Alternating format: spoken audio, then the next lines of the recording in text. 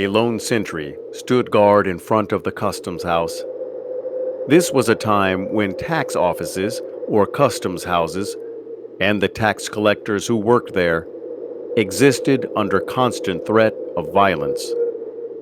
Since the days of the Stamp Act 5 years prior, Boston had become a hotbed for cold-blooded behavior.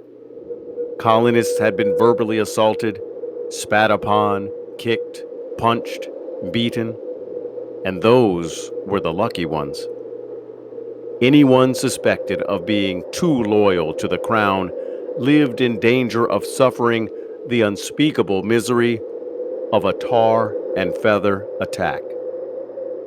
The misery of being beaten down to the cold cobblestone street while their clothes were torn off to feel the full sting of the coldest of Boston days.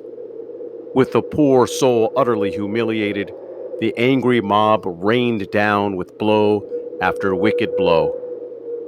Trembling turned to shock as boiling tar poured down onto the unfortunate victim, followed by the dumping of feathers that stuck fast to the steaming tar, adding a layer of ridiculousness on top of inhumane cruelty.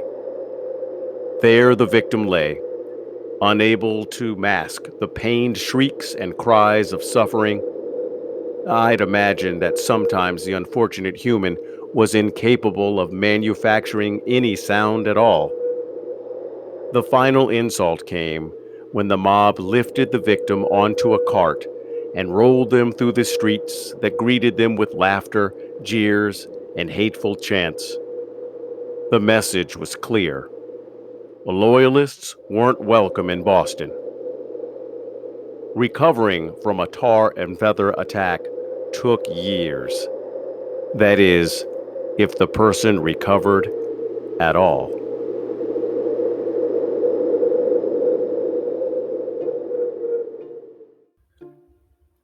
It was another frigid Monday night in Boston. Snow covered the streets. Icicles hung like daggers from doorways and high-up balconies.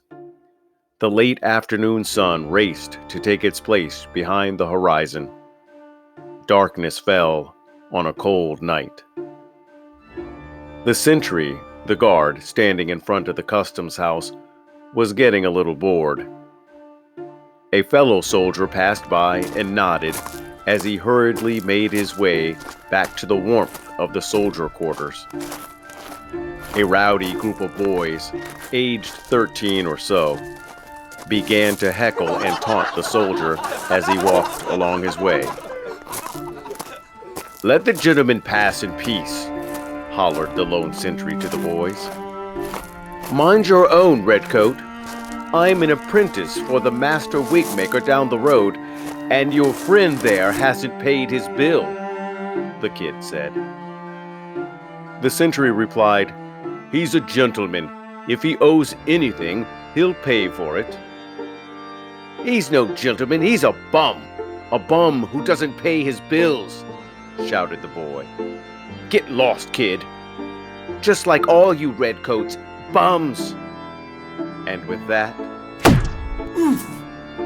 the sentry slammed the butt end of his musket into the boy's face. Did you see that? He fell The to the soldier ground. hit the boy. A crowd gathered and moved in on the soldier, threatening, shouting, screaming, questioning, accusing. Snowballs were thrown. A rock-hard chunk of ice flew. Someone rang the fire bell, and people spilled onto the snow-covered streets. The crowd swelled to over 60 angry colonists when Captain Thomas Preston and 7 other British soldiers arrived to the aid of the lone sentry. Captain Preston ordered his men to take a defensive position in front of the irate colonists and tried to hold firm against a torrent of shouts and hurling projectiles. With muskets loaded and bayonets fixed, they faced off with an angry mob whose anger had reached a fever pitch.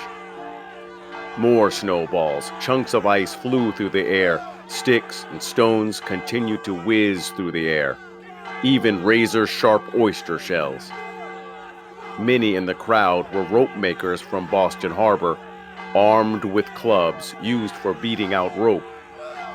Captain Preston stood between the enraged mob and his men and gave the order not to fire. Gentlemen, hold fire! He also ordered the Riot Act to be read, explaining that the crowd had exactly 1 hour to go home. I repeat, do not A fire! club flew through the air and hit a soldier. The force of the blow knocked him to the ground. A musket fired. As Captain Preston spun around to ask why his soldiers had fired when Preston was hit on the arm, nearly breaking it. Still more chunks of heavy ice and clubs rained down. Sharp oyster shells sliced through the air. From the alley behind the men came a shout, "Fire!" Some of the soldiers did just that.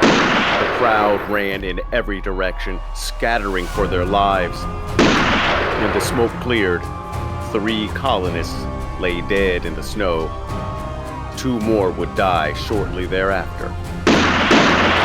The governor of Massachusetts, Thomas Hutchinson, arrived on the scene accompanied by more soldiers.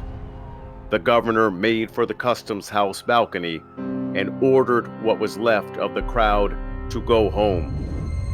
From the safety of his perch, he promised the dazed and angry crowd that the soldiers would stand trial for murder, and justice, whatever that may be, would be done.